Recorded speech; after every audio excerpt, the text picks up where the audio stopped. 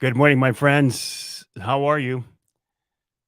Trying to figure out here if I've got a technical glitch going this morning or if my internet is actually going to pick up with me. I might have to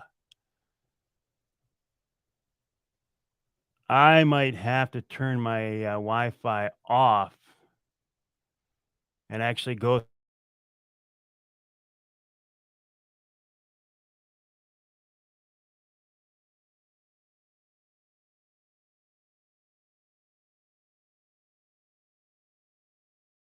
pause. There we go.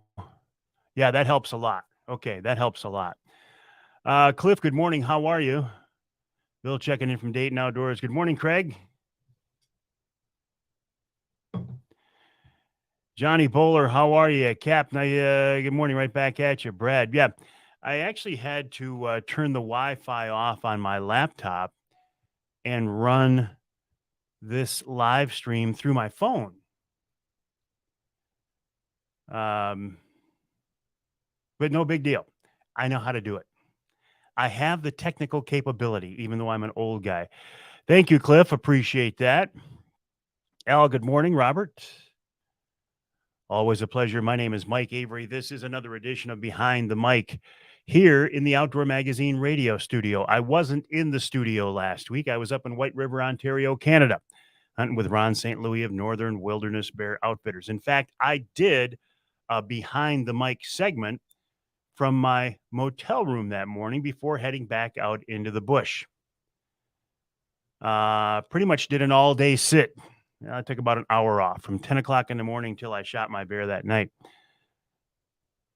Johnny says so he's waiting to hear about successful bear tag holders in the next couple of weeks here in Michigan. Jerry, good morning. John, good morning. How are you? It's good to be back here in the studio. I always like, getting out and having some kind of a fun adventure, but it's always nice to get back in the studio. Thank you, Eric. Appreciate that. Corey was fishing in the Walleye for Warriors event Sunday. And let me tell you, anybody who was out there in the water Sunday on Saginaw Bay earned the fish they caught. Corey was going to be the winner of the big fish competition until Captain Sean Hodges, came in with a 27-inch fish. Biggest fish I caught all last summer was a 27-incher. That's a big summertime fish on Saginaw Bay. Jerry, good morning. How are you? I did get the boat. It's not fishing. I'm fishing tomorrow morning. Did have an interesting trip yesterday, though. I picked the boat up at Linwood Beach Marina in the evening just as a weird southeast wind started to blow. And man, did it blow. I had to make a run across Saginaw Bay to the mouth of the river. Speaking of Sean Hodges, right there he is, the Angler Quest captain, whose veteran caught the biggest fish of the Walleye for Warriors event. It's 27-inch fish. Nice job, Sean. Nice to finally meet you in person as well. Stephen, I got that bear a week ago today at about 8 o'clock at night. Corey says legitimate fives, occasional 6-footer. When I ran across Saginaw Bay last night, I was in legitimate 4-footers. It is I got to be honest, it's one of the hairiest times I've ever spent on the water because I had to run right into these things and they were spaced such that I couldn't really get the wind just came out of nowhere and it was pounding and it was an interesting trip across the bay. I was glad that I had that 26-foot Angler Quest underneath me. That's for sure. Hey, good morning, Tim. How are you? Al says up in Charlevoix, they had a 30-inch walleye brought in. Nice. Thank you, Joy. Appreciate that.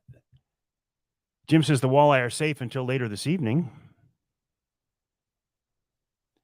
Johnny says not criticizing, asking what the size limit. Some fish like 12 inches. For what, Johnny? The size limit on Saginaw Bay is 13 inches, 8 fish. Good morning, Ed. It was nice seeing you there Sunday as well. Al says it took first place. At 30 inches, I hope it did take first place. Size limit for walleye on Saginaw Bay is 13 inches, 8 fish. The reason being, we have a heck of a walleye population out there right now. Good morning, Randy. How are you? And the DNR wants to thin those fish out. I have not helped thin those fish out yet this summer, but that's going to start tomorrow morning.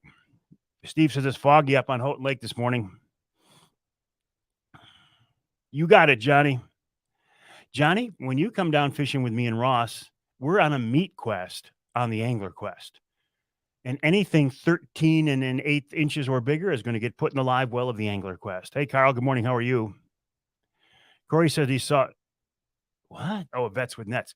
Corey said he saw a 7.5 pounder pre-fishing on Erie Nets for Vets. July 8th, that's coming up, isn't it, Johnny? Johnny's coming down to fish with me.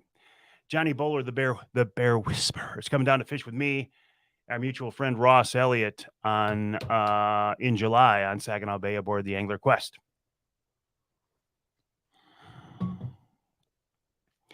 Thank you, Brian. Appreciate that. Yeah, it was not a big bear. I'm telling you right now, it was not a big bear. I knew when I shot it, it wasn't a big. There's a difference here. If you shoot a bear and you say, that thing is a monster, and you walk up on it and it's a small bear, it's a little bit disappointing. In my case, I went up there fully prepared to shoot a small bear if I had to. Would I have shot a 250 pounder, a 300 pounder? Absolutely. Didn't see a 250 pounder. Didn't see a 200 pounder. Hunted hard for 4 days. 2 hours before dark on the last night of my hunt, a bear that I knew was a small bear walked in, and I intentionally shot that bear. So there was no ground shrinkage on this bear.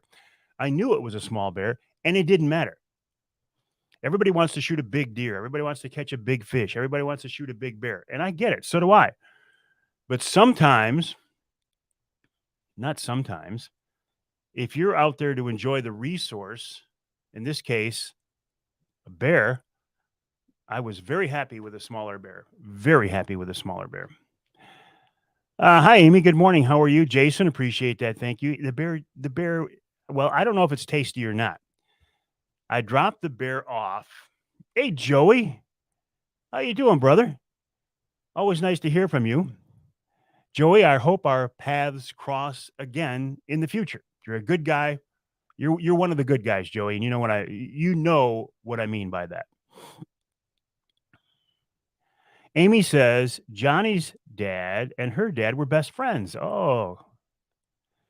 Well, speaking of Ross Elliott, here he is right here. The bearded wonder, the bearded Harley wonder. And I say that with great love, Ross. Hey, Roger, good morning. How are you? Tim, for sure. Joel, good morning.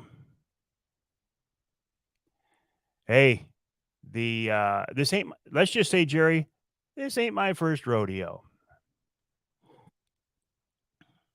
Excellent, Joey. Good. Scott Hand, one of the guys behind the Walleye for Warriors event.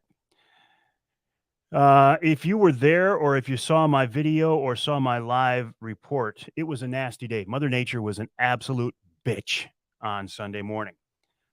And the folks who made it out there in the Walleye for Warriors event were pretty tough. Brent's fishing with me tomorrow morning.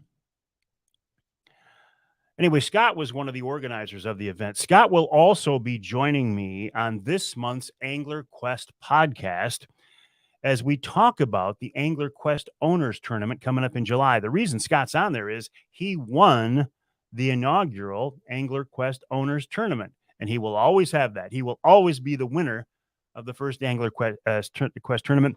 So we're going to talk about that. We're going to talk about Walleye for Warriors. We're going to talk about his adventures on Saginaw Bay with an Angler Quest. In particular, Scott has a very, very cool grandson, and his grandson enjoys that boat. We're going to talk about that and more on this edition of the Angler Quest podcast. Normally, I have that podcast uploaded on Sunday or on Thursdays. It ain't going to happen this week because I'm fishing tomorrow. I'm not uploading a podcast tomorrow. I'm fishing. Good morning, Veronica. I am as well, Brent. Did people fish on Sunday? Yes, they did, Tim. They did. And the people who went out on Saginaw Bay Sunday earned those fish. You know what a northeast wind is like on Saginaw Bay. But here, I was telling this story earlier. We don't get a lot of southeast winds on Saginaw Bay. Well, we did last night. And of course, that's the night I chose to run my new Angler Quest across Saginaw Bay from Linwood Beach Marina to the mouth of the river. It was at Linwood Beach getting the motors swapped. I got rid of that 300 horse Mercury Pro XS, which is a very beautiful but very loud motor. And I put the motor on the 300 horse Merc that I had on my boat last year, and it's whisper quiet. So anyway, as I'm pulling into Linwood Beach Marina, I realize there's a weird southeast wind and it's starting to blow, and it's starting to pick up and blow like crazy. So I thought I better and there's storms. You can see storms to the southwest of us. I thought I better get in the water and get across the bay. It was one of the hairiest, wettest rides I've ever had on a boat anywhere. Because I had to run right into them, and there were legitimate 4-footers, and they were not spaced that I could do this. They were spaced where there was no rhyme or reason to them. They were all different direction, primarily southeast. I was glad I had a 26-foot Angler Quest underneath me because it was quite an interesting ride. Yeah, finally, Corey, certainly. Hey, Julie, good morning. How are you? Yeah, so I am fishing tomorrow morning with Nick Grillo of Michigan Brand Meats and Brent James right there. We're going to do kind of a shakedown cruise. Now, it's crazy on June 15th to be doing a shakedown cruise, but I am. It is what it is. So I wanted to have 2 guys with me who knew how to fish and 2 guys who were a little bit understanding as I work my way through a new boat and make sure everything's working the way I want. So Brent, Nick, just know that there may be some foibles tomorrow morning as I get things figured out, but I'm sure you guys will understand and be patient. That's why I asked you guys to go. And then I would like to, I wanted to start out doing my charter trips that I need to my charity trips next week. It's supposed to blow hard from the northeast every day next week, which is a shame for many reasons, including next Wednesday night. I have a Wednesday night live on Saginaw Bay planned with Mr. Angler Quest himself, Brad Dupuis. This is something we do every summer. Something I do every summer, and people look forward to it. You get a chance to meet Mr. Angler Quest, and you get a chance to see his Saginaw Bay walleye program. Not even remotely worried about it, Brian. I might actually run a crawler this summer, but it'll be on a spoon. It won't be on a crawler harness. Morning, Dave. How are you? Ricky, good morning. Nice to have you along with us. See, Nick's with us. He has a good feeling about tomorrow morning. And Nick won't bring crawlers, but he will bring some Michigan brand snacks. Well, at least I'm hoping he does. Hey, Nick, congrats on your bear, too. Nick was up there in White River with us, along with Charlie Wiltsey of Primal Outdoors. Charlie will be featured on the next Primal Outdoors podcast. Oh, big news on Primal Outdoors. You know I love their, what's up with the north winds? Yeah, the northeast winds. I don't know, Corey. The only good thing about that is the northeast winds keep pushing cooler water in to hold those fish in the inner bay later into the summer. And on a year when I'm getting a late start, I welcome that. I don't welcome the northeast winds, but I welcome the cooler water. I know, Joey. I know. 108-pound blue cat. I would encourage you guys to check out Blue Persuasion Fishing Guide Service. Joey Baird. Joey had the state record cat for a while down there. Great guy. Joey's a great guy. Lenawee County checking in. Good morning, Chris. Well, that may well be, John, but that's going to end very soon. So Nick got a nice bear. Charlie got a nice bear. He will be on the next Primal Outdoors podcast. Primal Outdoors, the makers of the Wraith 270 see-through ground blind that I love so much, that I was sitting in when I shot my turkey, sitting in when I shot my bear. You can now get their products at Jay's Sporting Goods, including the Vision 270, which is the replacement for the Wraith 270. The Vision is the Wraith with a slightly different camo pattern and the addition of brush pockets so you can brush the blind in. You can get those now at Jay's Sporting Goods. Ding, ding, ding, ding, ding. Speaking of Jay's Sporting Goods, there's Mike Horswell right there. Mike helped me decide on that 10-point crossbow that I got that I love so much. Love that bow, Mike. I love that bow.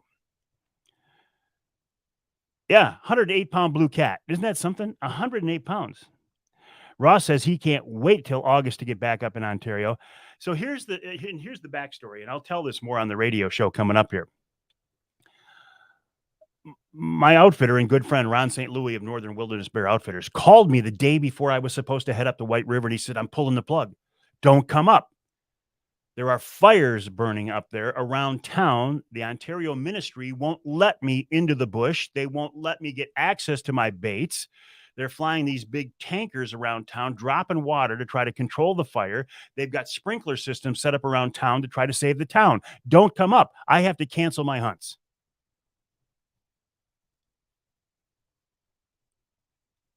Disappointing for me, heartbreaking for Ron. Then Mother Nature finally cooperated. The wind shifted. They got the fires under control. Ron said, come on up. So I did. So I got a 1 day late start on my hunt. I hunted Sunday night, Monday, Tuesday, Wednesday. And these are like 5 or 6 hour sits. On Wednesday, when I shot my bear, I was in the bush from 10 o'clock in the morning till 8 o'clock at night with a little 1 hour break in the middle of the day. Nick said he smoked 5 pounds of bear jerky on his Traeger at home to try some. Turned out great. First time I made jerky at home instead of work. I saw the pictures, Nick, and it looked great. But you know what? You guys at work at Michigan Brand are going to do my bear. I dropped my bear off at Stutzman's, Amish butchers near Clare, and they deboned it for me. Michigan Brand will process your wild game if you bring it in deboned. So the guys at Stutzman's deboned my bear. They sent it down to Bay City, where the guys from Michigan Brand are going to process it. Nick, you and I can talk about this more tomorrow, but I'm thinking a lot of bear brats. That's what I'm thinking. I love it, Mike. Absolutely love it. I love the fact, listen, I love my Dartons. I love Michigan-made Darton, but I wanted a bow that you could decock. And you can decock a 10-point. You can decock a Raven. Turns out I like the 10-point better. Got a good price on it at Jay's because it was a last year's model, maybe even 2 years. New bow, old model. Good morning, Dave. How are you? And I love the fact that you can decock it. Speaking of Jay's, you can now get Primal Outdoors products at Jay's. On this week's Outdoor Magazine Radio, man, it's hot in here. I'm going to turn the air down a little bit more because it's starting to cook in here. Whoa. The air is not working.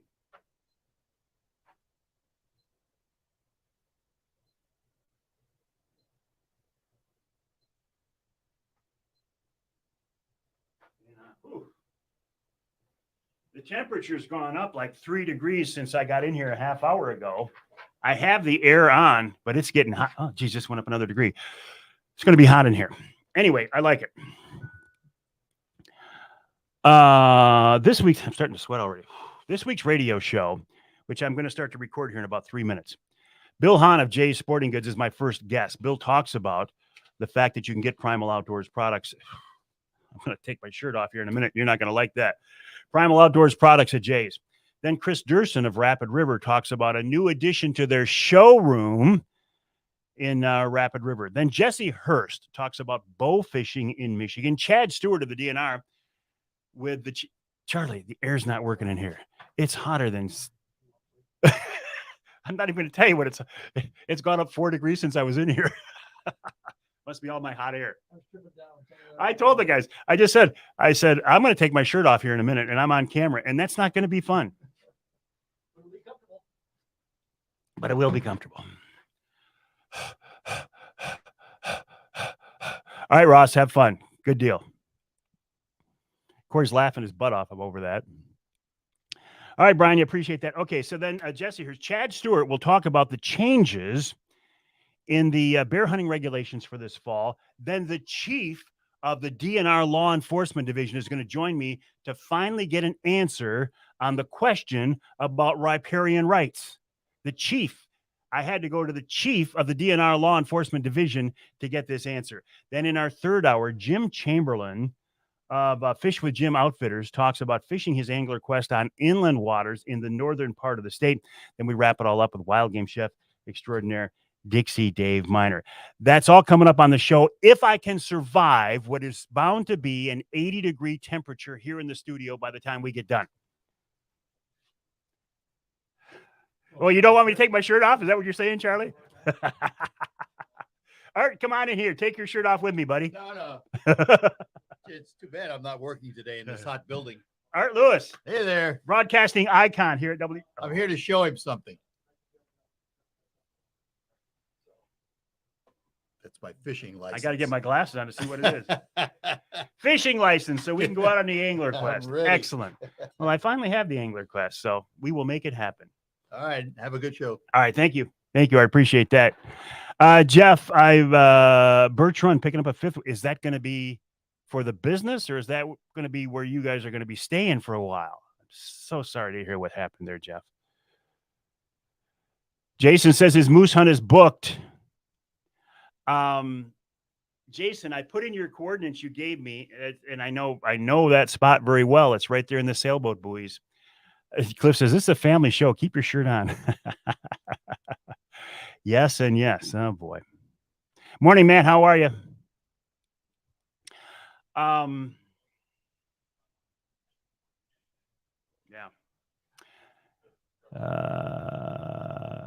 So anyway, yeah, I'm going to be fishing tomorrow morning, Jason. I'm going to take the Angler Quest with Nick Grillo and Brent Pinner, Brent James. We're going to make one pass through the skinny water. I have to do that to see if there's fish in there. If not, we're going to run over to Callahan because Callahan is hot right now. If I can't get fish there, I'm going to go back to the west, and I'm going to go into that area you were talking about, Jason. Is that for real? No. Oh. No. Oh. We have 30 seconds. 30 seconds. If everything works right. Hey, Mark, good morning. Good to see you up there. Looks like you guys had a good trip. Just a test. This is a test. All right. We tested right. 20 seconds, ready or not. Man, you don't just get around the slot too, okay? Slots, I don't want to run as far as a slot, but I would if I had to. Man, no kidding. I was shocked. As cool as it is outside, I was shocked how hot it is in here. Your studio too? The other one too? Here we go. 5, 4, 3, 2, 1. Income is king. All right, my friends, I got to go. I got to record this first segment of the show. Tonight, I'm debating on whether I will do a Wednesday night live tonight at the new Angler Quest, on the new Angler Quest, sitting at the dock, but walk you through that boat. We'll play that by ear. Thank you, Jason. Appreciate that. So I'll either be sitting on the new Angler Quest tonight or I'll be in the studio at the home. But I am fishing tomorrow morning if Mother Nature allows. What are you telling me? You got to put these on, Charlie? Is that part of the whole process? I got to wear these too? Have a good day, my friends. Well, thank you, Ken Hunter, for that introduction, and welcome to another edition of the Outdoor Magazine radio show here on the Outdoor Magazine radio network on more than 30 radio stations across the great state of Michigan. Yes, indeed, this is a radio show, and it feels good to be back in the studio after taking a week off. Now, I didn't really take a week off from the show. You know, we did some time shifting and produced shows ahead of time so I could cover a little bit of an adventure that I had. More on that in just a minute. But first of all, hey, it's Father's Day weekend. Happy Father's Day. If you are a father, happy Father's Day to you. I want to wish my dad, who is no longer with us, but if he's listening, and I don't know, I mean, what's it going to be like up there or out there, wherever it is? I don't know, but if you can hear me, Dad, happy Father's Day. Miss you here. Happy Father's Day to my father-in-law, Jury, my son, James. Happy Father's Day to me. It's, I hope you get a chance to do what you want, whether that's fishing, whether that's golf, whether that's laying around the backyard with a beer in your hand, whatever it is. I hope you have an enjoyable Father's Day weekend. So I said we were doing some time shifting, right? We did some time shifting so I could go north to Ontario, Canada. The plan was to bear hunt with Ron St. Louis of Northern Wilderness Bear Outfitters. It's a trip I look forward to every year. I usually go up in August. This year I had to do a June trip. At the last minute, I got a phone call from Ron St. Louis of Northern Wilderness Bear Outfitters. He said, Mike, He said, the fires are so close to town, I have to cancel my hunts. Now, I will admit, until 2 days before I was supposed to go up there, when people were talking about the Canadian fires, I thought they were talking Quebec. I thought they were talking Alberta. I didn't know there were fires burning in Ontario. And I certainly didn't know there were fires burning near White River. I mean, as close as like 7 kilometers from White River.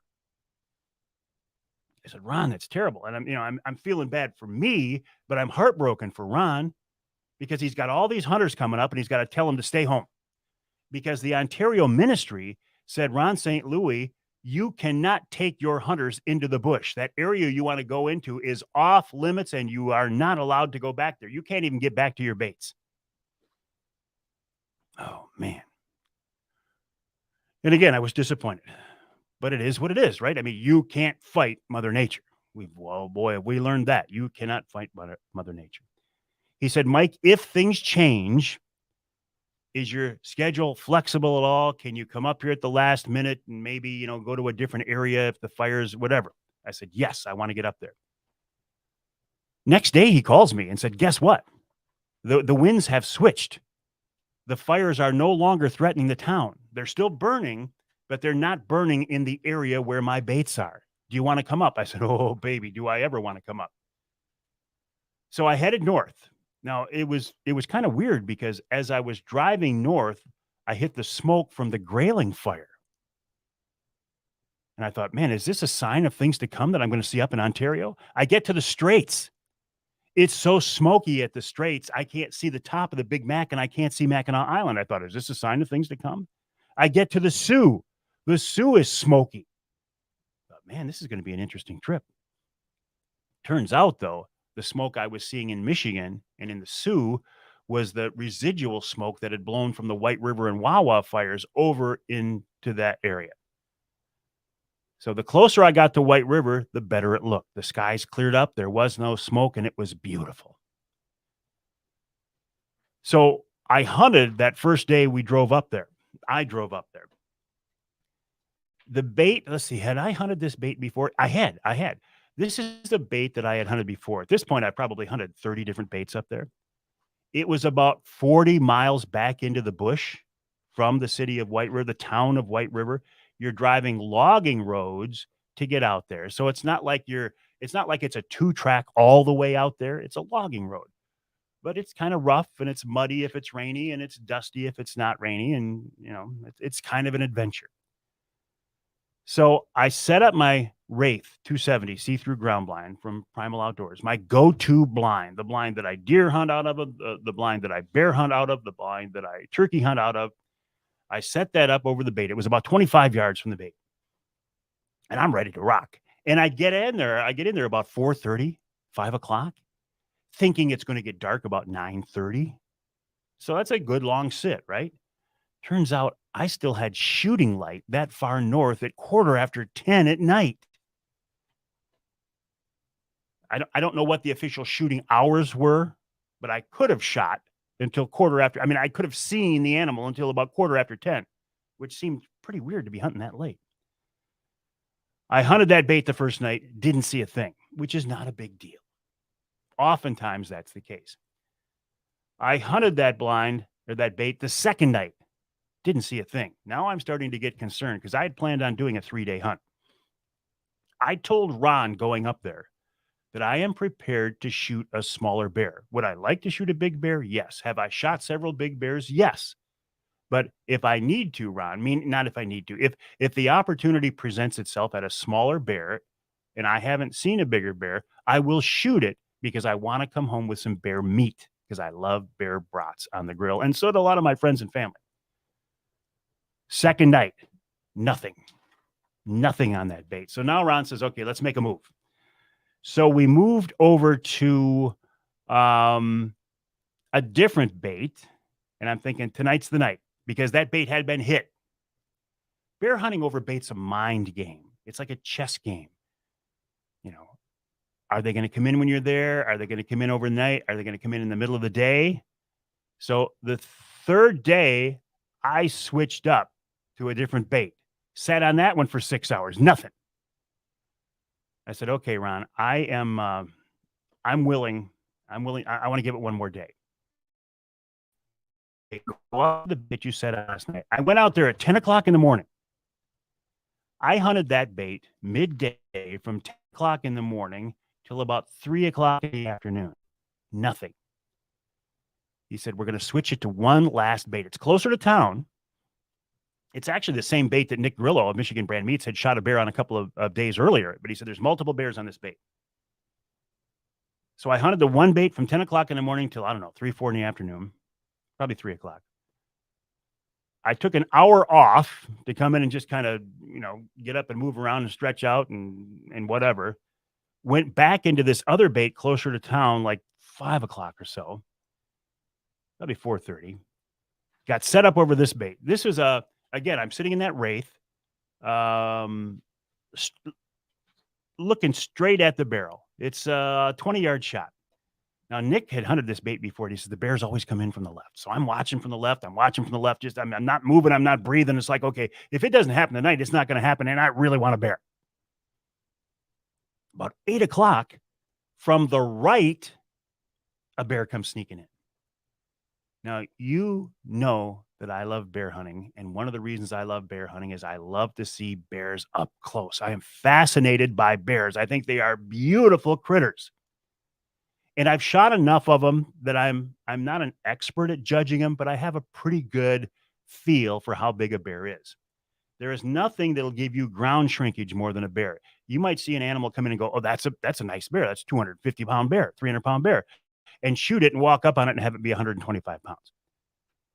So that's one scenario. In my case, this bear that walked in, I knew he was not the biggest bear that I'd ever had on a bait. I knew that he was on the small side.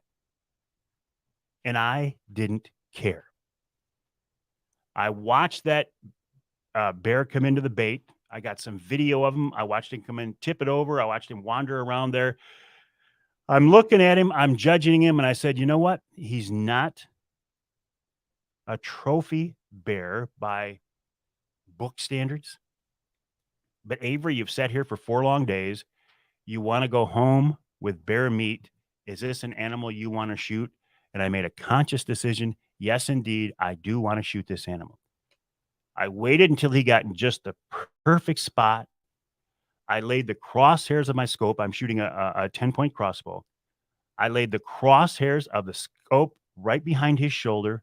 I waited till he turned just right. I knew he was a boar. I waited till he turned just the right angle. I pulled the trigger. The arrow went off. The lighted knock zips through the air. It hit the bear a little bit high. The bear runs off. I thought, am I a little too high on that thing? About 5 seconds later, I get my answer. I hear the death moan. If you are a bear hunter and you have ever heard that, you know what I'm talking about. It is a very eerie sound, but it's a rewarding sound because you know you've got a dead bear. So recovered the bear.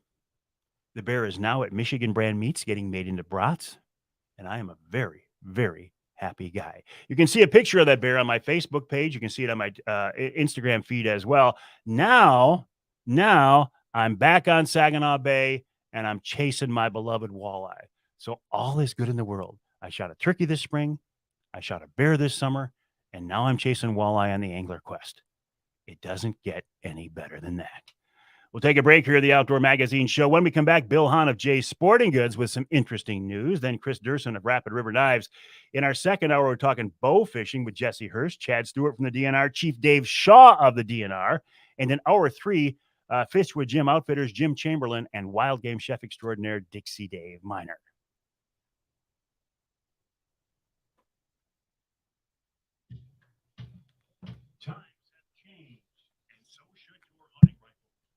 There we go. All right. All right, my friends, have a good day. I'm gonna strip down to my underwear now because it's getting hot in here. Tonight, maybe I'll do my Wednesday night live from the boat. I don't know. We'll see. Have a good day, my friends. Thanks for joining me on this edition of Behind the Mic.